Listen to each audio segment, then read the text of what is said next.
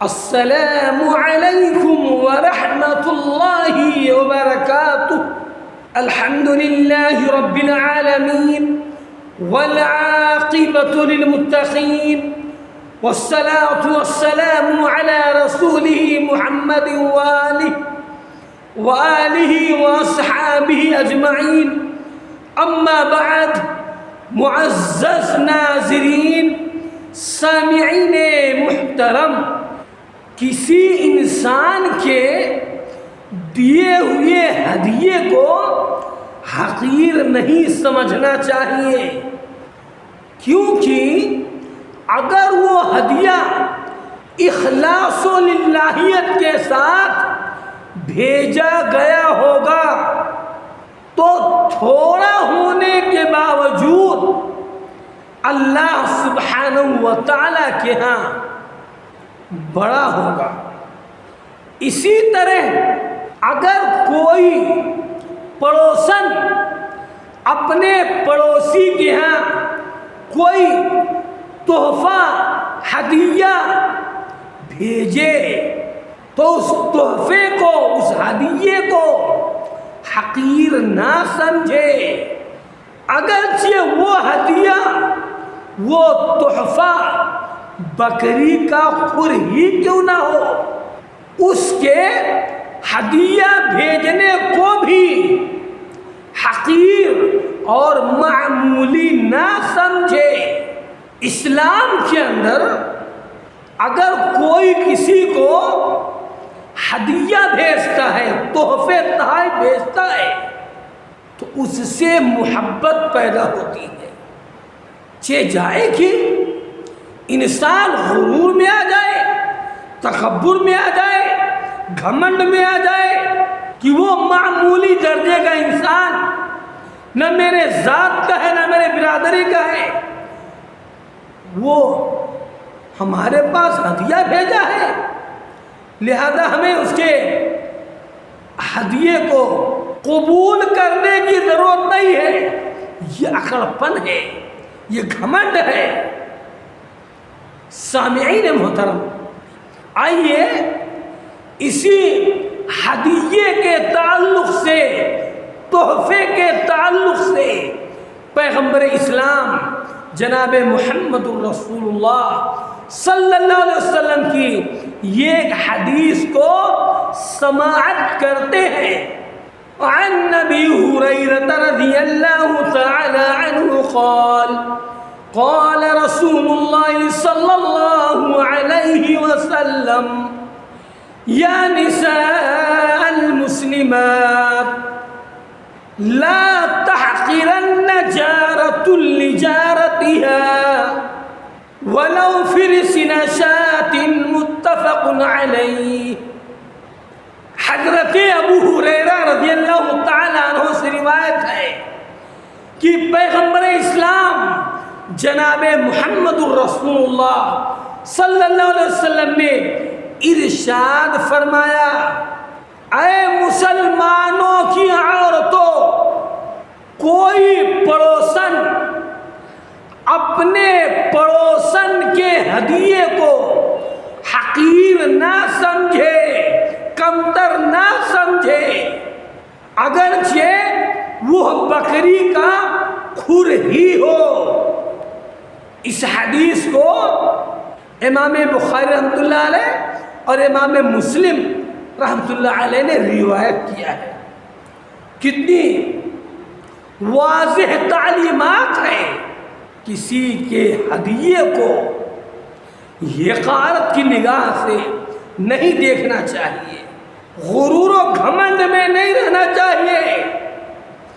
کب رب تعالیٰ کا نظام بدلے، آدمی کو چاہیے کہ وقت سے ڈر کر رہے، کون جانے کس گھڑی کچھ وقت کا بدلے نظام۔ رب تعالیٰ نے اسی کائنات کے اندر کتنے مغروروں کو، کتنے گھمنڈیوں کو، متکبرین کو گلی میں بھیک مانگنے پر مجبور کر دیا۔ اے لوگوں، اے خواتین اسلام، قطعاً گھمنڈ نہیں کرنا چاہیے اور نہ ہی کسی کے تحفے کو کم تر سمجھنا چاہیے۔ ایمان کے عمل کے حساب سے مختلف مراتب ہیں۔ ایمان اور عمل لازم و ملزوم ہیں۔ حیا کی فضیلت اور اہمیت کے پیش نظر یہ بات یاد رکھیں، پیغمبر اسلام جناب محمد رسول اللہ صلی اللہ علیہ وسلم نے فرمایا، جس شخص کے اندر حیا نہیں، شرم نہیں، وہ کچھ بھی کرتا پھرے۔ حیا انسان کو گناہوں سے روکتی اور نیکیوں پر آمادہ کرتی ہے۔ اس لیے اے نوجوانوں، با حیا بنو، بے حیا نہیں، با حیا بنو، شرم و حیا والے بنو۔ آئیے اسی حیا کے تعلق سے یہ ایک حدیث کو سنتے ہیں اور اپنے اعمال کا جائزہ لیتے ہیں، اپنے گریبان میں منہ ڈال کر سوچتے ہیں کہ ہمارے اندر کتنا حیا ہے۔ عن نبی ہریرہ رضی اللہ تعالی عنہ عن النبی صلی اللہ علیہ وسلم قال الایمان بضع وسبعون او بضع وستون شعبہ فافضلها قال لا الہ الا اللہ وادناها اماطة الاذى عن الطریق والحیاء شعبۃ من الایمان متفق علیہ۔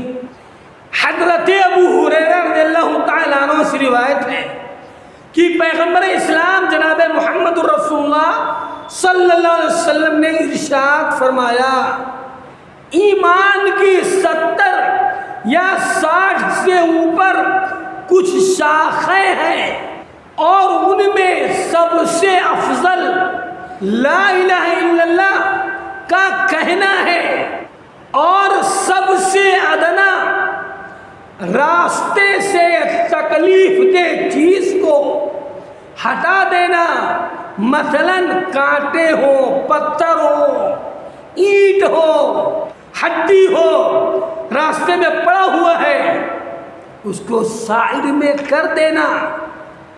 اور حیا بھی ایمان کی ایک شاخ ہے۔ اس حدیث کو امام بخاری رحمۃ اللہ علیہ اور امام مسلم رحمۃ اللہ علیہ نے روایت کیا ہے۔ سامعین محترم، آئیے تواضع خاکساری اختیار کی جائے اور اپنے کسی بھی بھائی کے ہدیے کو معمولی کمتر حقیر نہ سمجھا جائے، سب کا احترام کیا جائے اور فحش کاموں سے، منکرات سے اپنے آپ کو بچا لیا جائے۔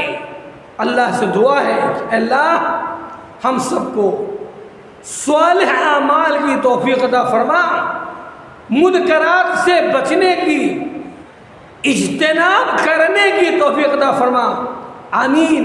وآخر دعوانا ان الحمد للہ رب العالمین، والسلام علیکم ورحمۃ اللہ وبرکاتہ۔